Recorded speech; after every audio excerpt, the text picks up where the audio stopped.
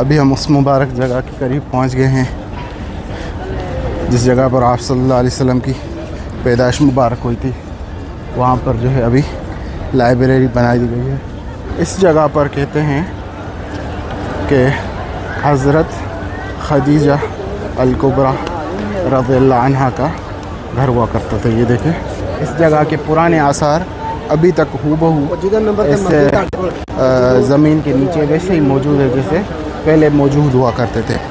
کہتے ہیں کہ یہاں پر یہ جو واش روم بنے ہوئے ہیں، واش روم تو بہت بڑے ہیں، تو اس جگہ پر ابو جہل کا گھر ہوا کرتا تھا. بسم اللہ الرحمن الرحیم.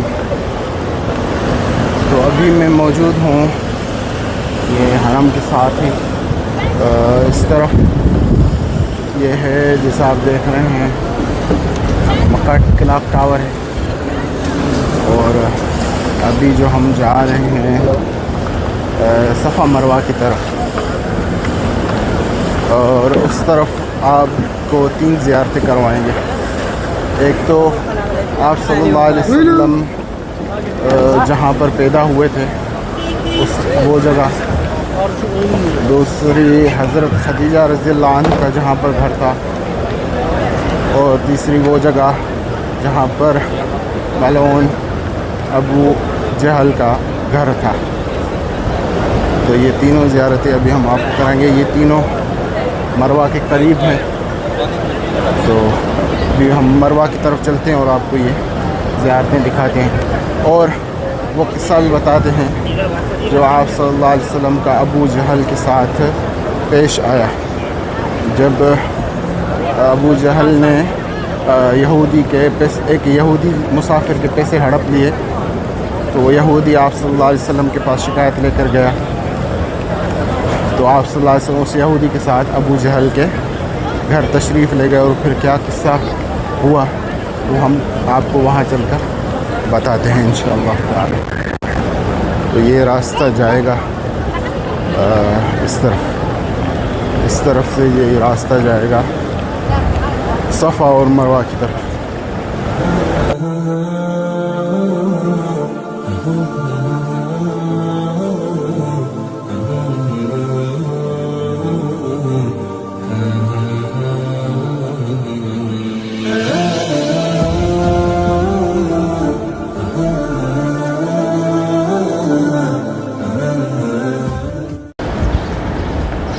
تو یہ اس طرف جو ہے وہ سعی شروع ہوتی ہے، سامنے لکھا ہوا ہے مسعی کی طرف. تو یہ ہے جی، یہاں پر ہے صفا کی پہاڑی. یہ ہے صفا کی پہاڑی اس طرف، اور اس طرف ہے مروہ کی پہاڑی.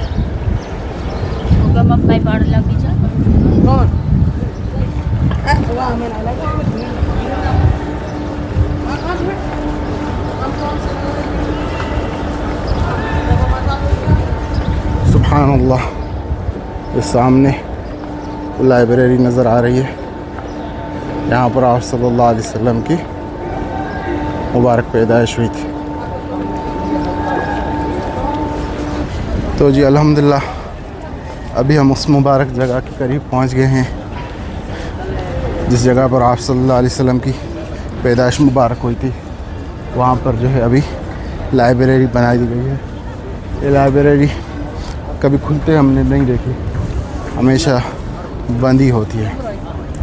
اچھا، بعض محققین کا کہنا ہے کہ جہاں پر یہ لائبریری بنی ہوئی ہے اس کے بارے میں یہ نہیں کہہ سکتے کہ بالکل ایگزیکٹلی یہی وہ جگہ تھی جہاں پر آپ صلی اللہ علیہ وسلم کی پیدائش ہوئی تھی، بلکہ یہ جو سارا یہاں پر میدان ہے، اس میدان میں جو ہے کسی ایک جگہ پر آپ صلی اللہ علیہ وسلم کی پیدائش ہوئی تھی. اللہ عالم، اللہ تبارک و تعالی بہتر جانتے ہیں. تو یہ میرے سامنے جو یہ وہاں پر مروہ ہے، تو مروہ کے اسی سیدھ پر جو ہے یہ جگہ، یہ مبارک جگہ موجود ہے. اللہم صلی وسلم علی سیدنا محمد وعلی آلہ وصحبہ اجمعین. کہتے ہیں کہ یہی وہ گھاٹی ہے شعب بنی ہاشم یا شعب ابی طالب کے ہیں، جہاں پر جب قریش مکہ نے مسلمانوں کا بائیکاٹ کیا تھا تو اس وادی میں ان کو جو ہے بند کر دیا تھا، نہ ان کے پاس کوئی مطلب باہر سے کھانا لا سکتا ہے، نہ کوئی اور اشیاء لا سکتا ہے. تو وہ میرے خیال سے 1 سے 2 سال تھا، بہت تنگی میں مسلمانوں نے یہاں پر اس وادی میں گزارا تھا. بہت سوشل بائیکاٹ کیا تھا قریش والوں نے مسلمانوں کے ساتھ. تو کہتے ہیں کہ وہ بھی یہی وادی تھی. تو ابھی ہم آگے چلتے ہیں اس جگہ پر جہاں پر حضرت خدیجہ رضی اللہ عنہا کا گھر ہوا کرتا تھا. جب آپ صلی اللہ علیہ وسلم ہجرت کے لیے گئے تھے تو وہاں سے گئے اور سیدھے حضرت ابو بکر رضی اللہ عنہ کے گھر، اور پھر وہاں سے آگے غار ثور کی طرف. تو وہاں چلتے ہیں ابھی.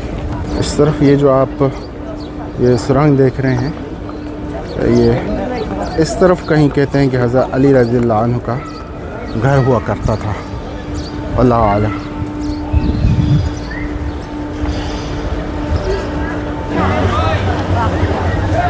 یہاں پر یہ جو آپ ابھری ہوئی زمین دیکھ رہے ہیں، یہاں پر باقی ساری ہموار ہے. یہاں پر کچھ زمین ابھری ہوئی ہے.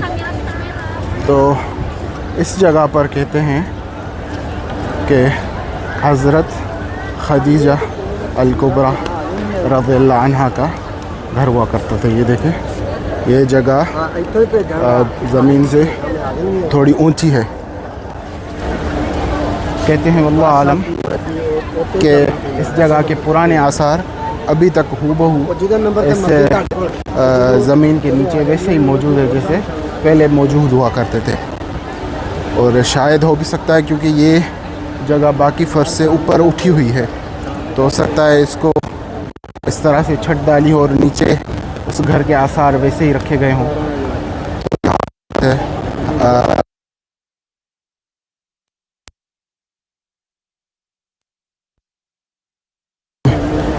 ہجرت کر کے مکہ سے مدینہ جا رہے تھے تو آپ صلی اللہ علیہ وسلم یہاں سے تشریف لے گئے.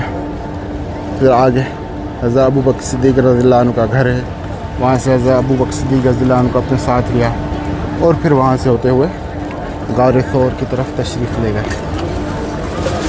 تو یہاں پر تھا ام المومنین حضرت خدیجہ الکبریٰ رضی اللہ عنہ کا گھر. اب آخری گھر جو رہتا ہے وہ ہے ملعون ابو جہل کا. تو اللہ عالم کہتے ہیں کہ یہاں پر یہ جو واش روم بنے ہوئے ہیں، واش روم تو بہت بڑے ہیں، تو اس جگہ پر ابو جہل کا گھر ہوا کرتا تھا.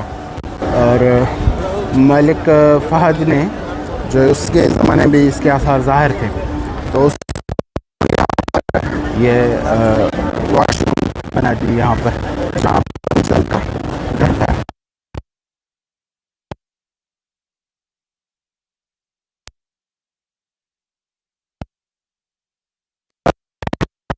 اور وہ قصہ ایک مرتبہ جو ہے یہ ایک یہودی مکے آیا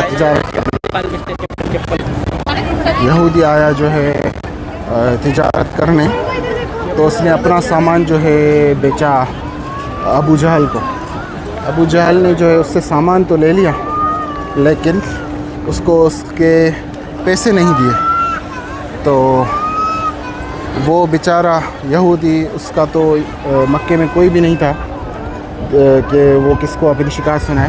تو وہ ادھر ادھر سب لوگوں کو یہ شکایت دے رہا تھا کہ ابو جہل میرے پیسے کھا گیا، وہ میرا حق نہیں دے رہا، مجھے انصاف دلاؤ.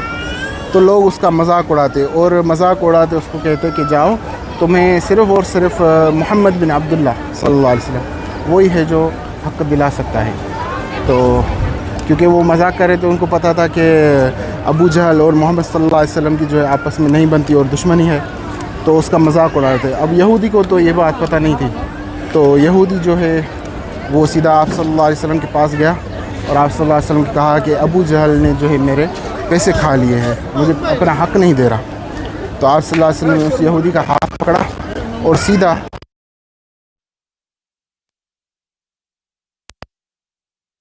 اپنے گھر سے نکلا اور آپ صلی اللہ علیہ وسلم کو اور اس یہودی کو دیکھا تو اس پر بہت رعب طاری ہو گیا. آپ صلی اللہ علیہ وسلم نے اس سے کہا کہ اس کا حق دو اسے. تو اس پر رعب طاری ہوا. اس نے کہا ٹھیک ہے آپ یہاں رکھیں اور میں اس کا حق لاتا ہوں. اور وہ گھر گیا اور وہ سارے پیسے لا کر اس یہودی کو دے دیے. جب یہودی آ کر خوش ہوا لوگوں کا تمہارا شکریہ تم نے مجھے صحیح آدمی کا پتہ دیا, واقعی اس نے مجھے میرا حق لے دیا. تو لوگوں کو بڑا تعجب ہوا کفار کو کہ یہ کیسے ہو سکتا ہے کہ ابو جہل جو ہے محمد صلی اللہ علیہ وسلم کے واسطے یہودی کو پیسے دے دے. تو وہ آئے ابو جہل کے پاس اس کو مرمت کرنے کے لگے کہ تم نے کیسے محمد صلی اللہ علیہ وسلم کے کہنے پر یہودی کو حق دے دیا. تو ابو جہل نے کہا کہ تمہیں پتہ ہے کہ جب میں نے دروازہ کھولا تو میں نے دیکھا کہ محمد صلی اللہ علیہ وسلم سامنے کھڑے اور اس کے پیچھے ایک اونٹ کھڑا ہے جو اپنا ایسے منہ ایسے کھولا ہے. اگر میں نہ کرتا تو وہ مجھے فوراً جو ہے وہ کھا لیتا. تو میں ڈر گیا اور میں نے ڈر کر جو ہے اس یہودی کو اس کے پیسے دے دیے. تو وہ گھر یہاں تھا. آپ صلی اللہ علیہ وسلم اس یہودی کا حق لینے یہاں پر آئے تھے. تو یہ بھی آپ صلی اللہ علیہ وسلم کا ایک معجزہ تھا. تو آج کی ویڈیو یہاں تک, پھر انشاءاللہ ملتے ہیں کسی نئی ویڈیو میں. تب تک کے لیے خدا حافظ.